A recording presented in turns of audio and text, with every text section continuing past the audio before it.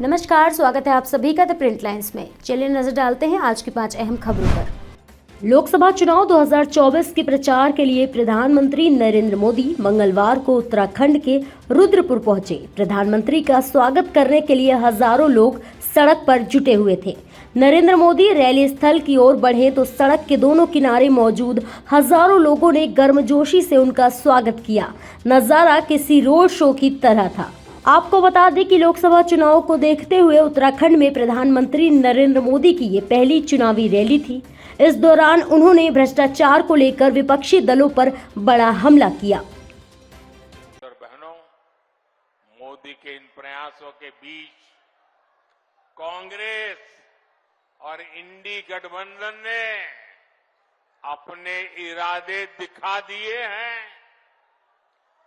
कांग्रेस के शाही परिवार के शहजादे ने ऐलान किया है कि अगर देश ने तीसरी बार बीजेपी सरकार को चुनी, आग लग जाएगी। 60 साल तक देश पर राज करने वाले 10 साल सत्ता से बाहर क्या रह गए? अब देश में आग लगाने की बात कर रहे हैं। क्या ये आग लगाने की बात आपको मंजूर है? क्या इस देश को आग लगाने देंगे? क्या आग लगाने की ये भाषा उचित है? क्या ये आग लगाने वाली भाषा लोकतंत्र की भाषा है? ऐसे लोगों को सजा करोगे? पक्की सजा करोगे? चुन चुन करके साफ कर दो। इस बार इनको मैदान में मत रहने दो भाइयों।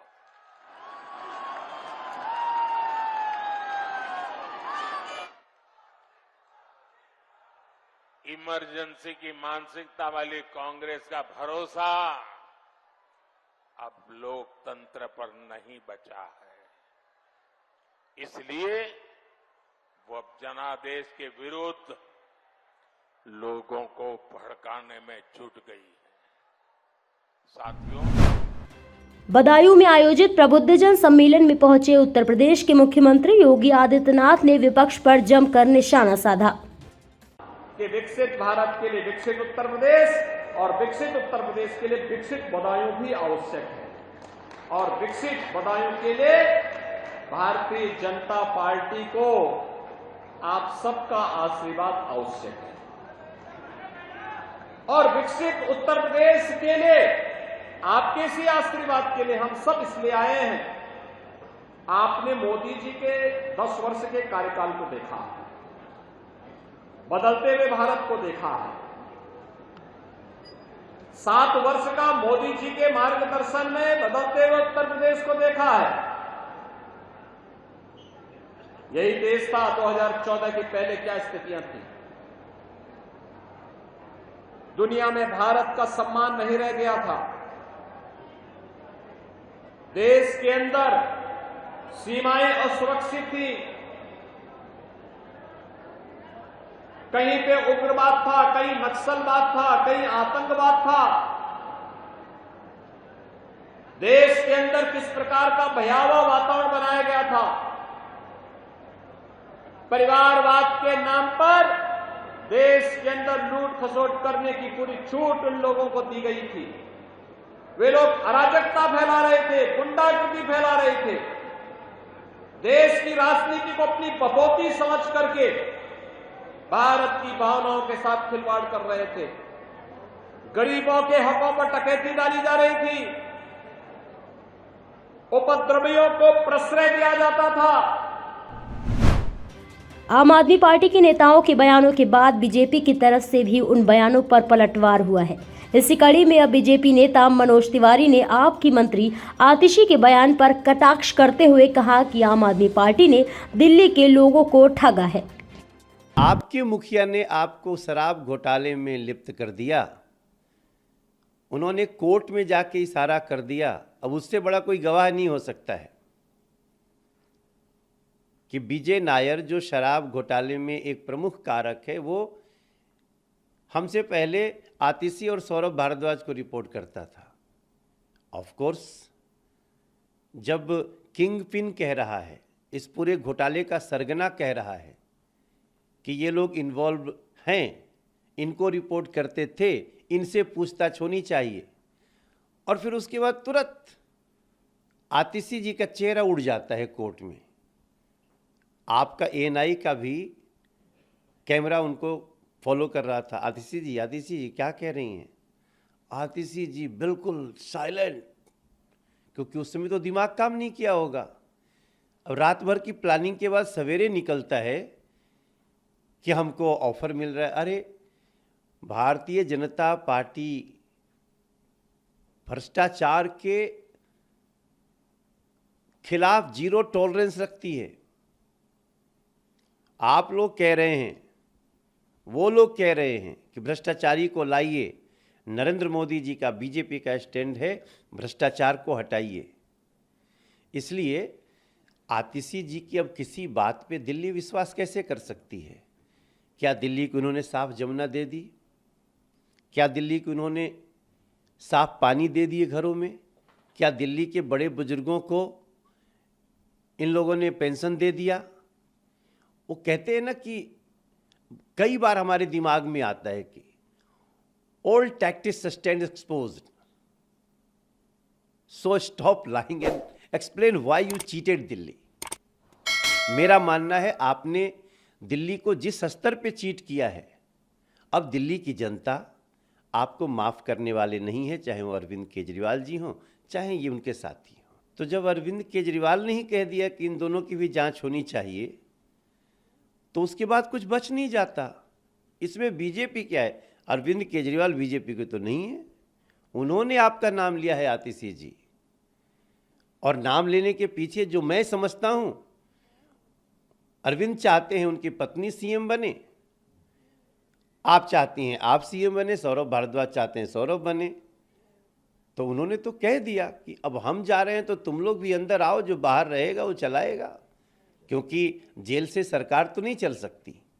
ऐसे स्थिति में मैं समझता हूं आज का आतिशी जी का जो बयान है वो दिल्ली के लोगों को भ्रमित करने की एक बहुत हास्यास्पद कोशिश है।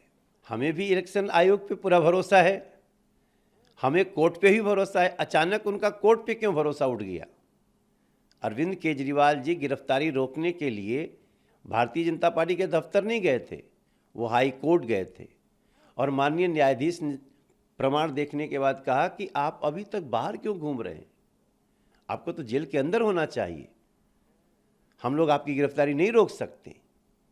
तो उसके बाद अखिलेश जी हों या राहुल जी हों, इन लोगों को कोर्ट पे भरोसा क्यों नहीं है? जो जेल के अंदर हैं, मनीष सिसोदिया जी हों, संजय सिंह जी हों, सत्येंद्र जैन हों, क्या उनको बेल देने का काम बीजेपी? शराब नीति घोटाला मामले में चल रही ईडी की कार्रवाई के तहत दिल्ली सीएम अरविंद केजरीवाल की गिरफ्तारी के बाद आप नेता आतिशी का नाम सामने आने के बाद राजनीतिक हलचल तेज हो गई है। आतिशी ने इसे लेकर बीजेपी पर आरोप लगाते हुए कार्रवाई को ऑपरेशन लोटस बताया है, जिस पर बीजेपी नेता शाजिया इल्मी ने प्रतिक्रिया दी है। आतिशी, फिर से आप स्वांग कर रही हैं इसी तरह की बातें और झूठे इल्ज़ाम। कितनी बार कितने नेताओं ने लगाए हैं कि ऑपरेशन लोटस चल रहा है, हमारे पास लोग आ रहे हैं, इतने पैसे दे रहे हैं, इतने रिश्वत दे रहे हैं कि भाजपा में आ जाओ। कौन है वो लोग? कहाँ हैं आपके पास सबूत? आप गई हैं इसको लेकर एफआईआर करने के लिए, मीडिया के पास तो आप आ जाती हैं, लेकिन आप सोचिए आप सीधे इसका एफआईआर क्यों नहीं करती? आप क्यों नहीं इसके खिलाफ कुछ कार्रवाई करती हैं? और आप ये भी बताइए हमें कि इससे पहले बड़े इल्ज़ाम लगाए हैं।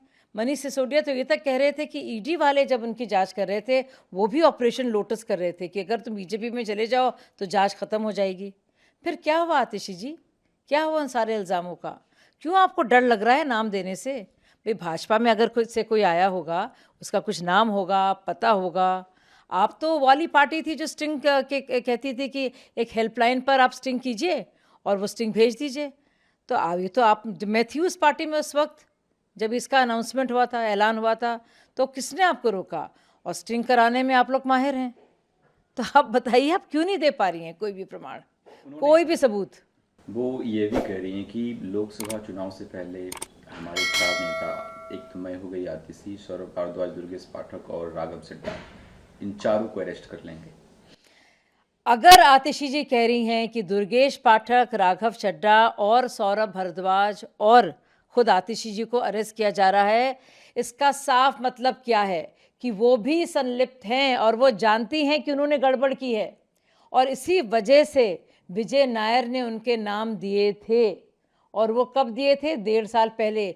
इस बात की तस्दीक तो आम आदमी पार्टी भी कर रही है, यानी कि कोई नई बात तो नहीं है।